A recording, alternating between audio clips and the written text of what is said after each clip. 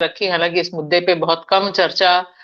हो रही है मीडिया में, और हम उसका कारण जानते हैं। दो तीन चीजें मुझे लगता है कि जो बहुत अहम है, कि अभी जितनी संस्थाएं हैं, लोकतंत्र की जितनी संस्थाएं या लोकतंत्र के जितने खंबे हैं, उन तमाम खंभों के सामने जो साख का सवाल है, जो क्रेडिबिलिटी का सवाल है, वो इतना तगड़ा है, वो उनके जीने और मरने का सवाल हो गया है। अब आप देखिए कि हम बात कर रहे हैं चुनाव आयोग की, चुनाव आयुक्तों के नियुक्ति की बात कर रहे हैं, और वो भी तब हम बात कर रहे हैं जबकि हम जानते हैं कि आज की तारीख में अभी जिन दो राज्यों में चुनाव परिणाम होने हैं, गुजरात में चुनाव होना है, गुजरात में चुनाव हिमाचल के साथ क्यों नहीं घोषणा की गई, इसकी कोई जवाबदेही चुनाव आयोग ने नहीं दी। और सारे लोग जानते हैं, क्योंकि मोदी जी तैयार नहीं थे, भाजपा संकट में थी, इसलिए गुजरात और हिमाचल की तारीखें अलग अलग फैसला की गई। इतना जबरदस्त नियंत्रण और कंट्रोल होने के बाद भी हर एक शाख पर वह अपना शख्स ऐसे बैठाना चाहते हैं ताकि कहीं से भी कोई क्योंकि आने वाले दिन निश्चित तौर पे 2024 से पहले और ज्यादा संकट वाले होने वाले हैं। और इसमें देखिए कि मेरी अपील खाली सुप्रीम कोर्ट से ये है कि जब वह ऑब्जर्वेशंस, इतने मजबूत ऑब्जर्वेशंस देती है,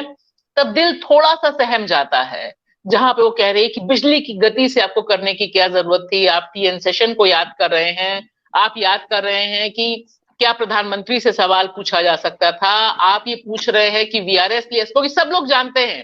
कि एक दिन वो बाहर आते हैं अपनी नौकरी से, वीआरएस से बाहर आते हैं, अगले दिन नियुक्ति होती है, प्रधानमंत्री उस पर दिखाते हैं, 2 दिन के भीतर राष्ट्रपति उस पर मुहर लगाती हैं। यानी जो ये बिजली की गति से नियुक्ति हुई है,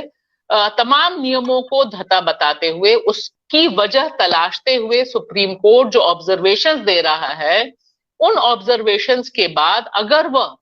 इस नियुक्ति पर रोक लगाता, इस नियुक्ति के बारे में बोलता कि ये नियुक्ति इस बहुत अहम लोकतांत्रिक संस्था की साख को नीचे कर रही है, तो मुझे लगता है कि एक भरोसा और बड़ा बनता। ये बात सही है कि ये सब करके सुप्रीम कोर्ट ने जो ऑब्जर्वेशंस दिए हैं, उसने तकरीबन साफ कर दिया है कि इस शख्स की नियुक्ति जिस पद पर की गई है, जिस मकसद से की गई है, उस मकसद के बारे में कोई दुराव छुपाव रखा नहीं सुप्रीम कोर्ट ने अपने ऑब्जर्वेशंस में। बहुत स्ट्रांग ऑब्जर्वेशंस उसने दिए। पिछले कुछ समय से हमें इस तरह के ऑब्जर्वेशंस भी सुनने मुश्किल हो रहे थे, लेकिन दिक्कत ये होती है कि मुझे याद आता है कि नूपुर शर्मा वाले मामले में इसी तरह के स्ट्रांग ऑब्जर्वेशंस कोर्ट से हमें मिले थे सुनने के लिए, लेकिन वो ऑब्जर्वेशंस थे। जब फैसला सुनाने की बात आती है, जब सजा देने की बात आती है, जब जिम्मेदारी तय करने की बात आती है, तब कहीं ना कहीं अभी तक सुप्रीम कोर्ट उस पायदान पर खड़े होने में थोड़ा हिचकिचा रहा है। मेरी दिली ख्वाहिश है, और मुझे लगता है इस देश में लोकतंत्र को बचाने वाले या लोकतंत्र में विश्वास रखने वाले, और आज वैसे भी एक बहुत खास दिन है क्योंकि आज संविधान दिवस है, आज ही बाबा साहब भीमराव अंबेडकर ने संविधान सौंपा था। तो जो लोग भी इस देश में संविधान या संवैधानिक प्रक्रिया, कॉन्स्टिट्यूशनल प्रोसेसेस को बचाने वाले हैं, वे सब ये देखना चाहते हैं कि सुप्रीम कोर्ट जब इतने स्ट्रांग ऑब्जर्वेशंस पेश कर रहा है, तो उन ऑब्जर्वेशंस को वो एक अमली जामा भी पहनाएगा या नहीं पहनाएगा। क्योंकि अगर अमली जामा पहनाता है, तब कहीं ना कहीं जो मनमानी चल रही है, जो खुली मनमानी, खुली छूट चल रही है, इससे पहले हमने ईडी वाले प्रोसेस में भी पूरा देखा था कि किस तरह से रातों रात आप ही की सरकार है, आप ही के लोग हैं, और आप अपने ही डायरेक्टर के खिलाफ कू करते हैं, उसको बाहर कर देते हैं, दूसरे व्यक्ति को बैठाते हैं, तमाम विवाद होते हैं। सब कुछ होने के बावजूद वह व्यक्ति उसी जगह पर बना रहता है। और इलेक्शन कमीशन पर इस तरह से सीधे सीधे दखलंदाजी करना, बात करना, अपनी तरह से अपने मनमाने ढंग से भर्ती करना, एक बहुत ही खतरनाक प्रेसिडेंस है। और शायद सुप्रीम कोर्ट को भी लगा होगा कि ये तो इतनी तेजी से हो रहा है, इस खुलेआम हो रहा है, कि इसके बाद किसी लोकतांत्रिक ढांचे की जरूरत बचेगी कि नहीं, सुप्रीम कोर्ट भी दखल दे पाएगा कि नहीं। क्योंकि हम सब जानते हैं कि सुप्रीम कोर्ट सहित बाकी जगहों पे अभी गुजरात में जो चुनाव हो रहे हैं उसमें जो चुनाव प्रचार का स्तर है, उसमें भी चुनाव प्रचार में जिस तरह से कम्युनल एंगल खेला जा रहा है, जिस तरह से लगातार आफ्ताब से लेके सद्दाम की बात हो रही है, और कहीं से भी कोई लगाम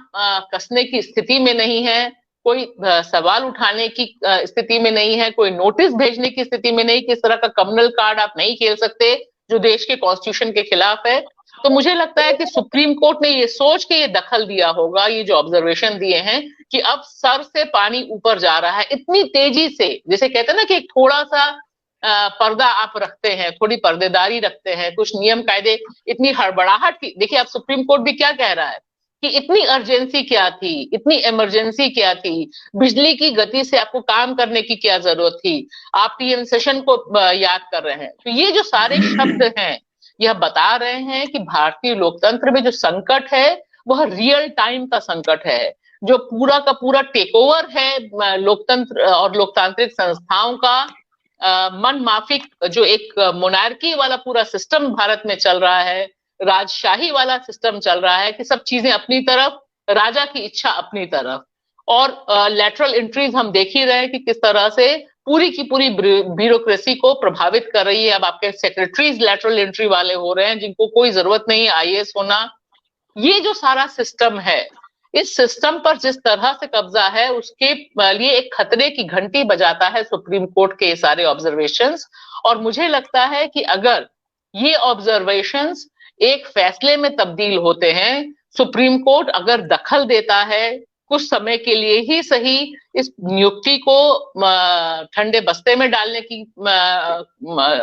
एक आदेश पारित करता है,